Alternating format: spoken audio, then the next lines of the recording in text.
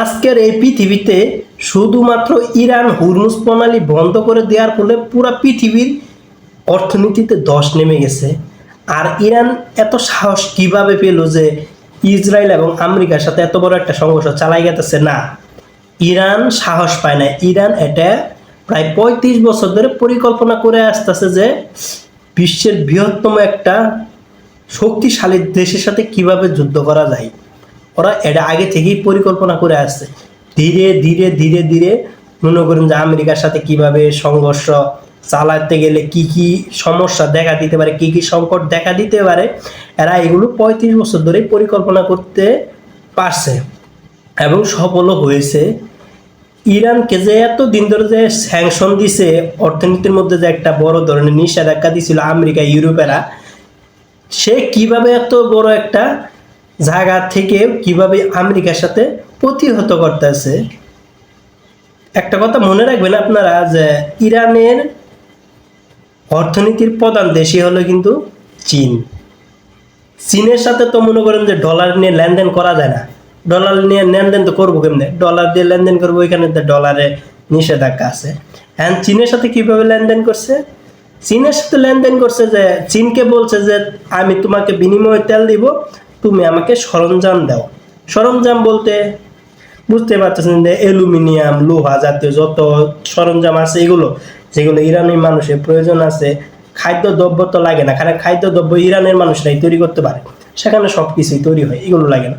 মানে যেগুলো যুদ্ধের সরঞ্জামের জন্য জিনিস তৈরি করতে লাগে, যা প্রয়োজন, এগুলো তেলের বিনিময়ে ইরান চীন থেকে নিছে।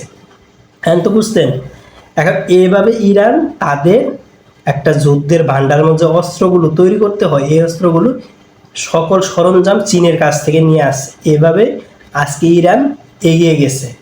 আর মনে করেন তথ্য প্রযুক্তি তো রাশিয়া দিছেই, আমার সাথে চায়নাও ছিল, কিন্তু মূল চালিকা শক্তি হিসেবে ছিল কিন্তু উত্তর কোরিয়া। উত্তর কোরিয়া কি করছে? উত্তর কোরিয়ার কাছে মনে করেন যে ইরানের 5টা বিজ্ঞানী গেছে উত্তর কোরিয়ার দেশে, বা উত্তর কোরিয়ার কয়েকটা বিজ্ঞানী ইরানে আসছে। এভাবে এরা মনে করেন একে অপরের দেশ মিলে, 2টা দেশ মিলে মনে করেন যে গবেষণা করছে, অস্ত্রের উপর গবেষণা করে মনে করেন যে এইসব মিসাইলগুলো তৈরি করছে, যেগুলো হাইপারসনিক মিসাইল। এখন মনে করেন যে এই 2 দিন আগে উত্তর কোরিয়া ইরানকে 400 মিসাইল দিয়েছে, হাইপারসনিক মিসাইলের নামটা আমি ভুলে গেছি, যেগুলো ফুয়েলের মাধ্যমে চলে, এক প্রান্ত থেকে আরেক প্রান্ত যাইতে সক্ষম। যেমন এখন ইরান যদি চাই, যদি এখন ইরান চাই যে আমি আমেরিকাতে অ্যাটাক করব, সম্ভব, কারণ ফুয়েল দিয়ে এক প্রান্ত থেকে আরেক প্রান্ততে অ্যাটাক করা সম্ভব। এখন এই কথা শোনার পর তো মনে করেন আমেরিকার ঘুম হারাম হয়ে গেছে। এখন যদি কোনো রকম ইরান যদি আমেরিকার দেশে আঘাত হানে, তাহলে কি হবে? ইরান কিন্তু এই যুদ্ধে জয় করতে আসে নাই, হারতেও আসে না। ইরান জানে যে আমরা তাদের সাথে জয় করতে পারবো না। হ্যাঁ, এরা বলছে যে ওদের অর্থনীতি আমি সংকটে ফালাইতে পারবো। অর্থনীতি সংকটে কিন্তু এখন বর্তমানে আছে, পরিবেশটা তো বুঝতেছেন। এখন ডোনাল্ড ট্রাম্প কিন্তু এক ধরনের পাগল হয়ে গেছে, মেন্টালিটি হয়ে গেছে। কি নোংরা ভাষায় ইরানি মানুষদের গালিগালাজ করছে, বুঝতে পারতেছে না। হ্যাঁ, ইরানি মানুষ বুঝে গেছে যে মানে আমরা এখন জয়ের প্রান্তরে আছি, এই কারণে ডোনাল্ড ট্রাম্প এমন করছে। যাই হোক, দিন শেষে একটা কথাই বলবো, যুদ্ধ কোনো দেশের জন্য ভালো বয়ে আনে না, কোনো পৃথিবীর জন্য না। যে দেশে যুদ্ধ হোক না কেন, ওই যুদ্ধের কিছুটা অংশ সারা বিশ্বই বহন করে। তো সকলেই দোয়া করবেন এই যুদ্ধটা যেন তাড়াতাড়ি শেষ হয়।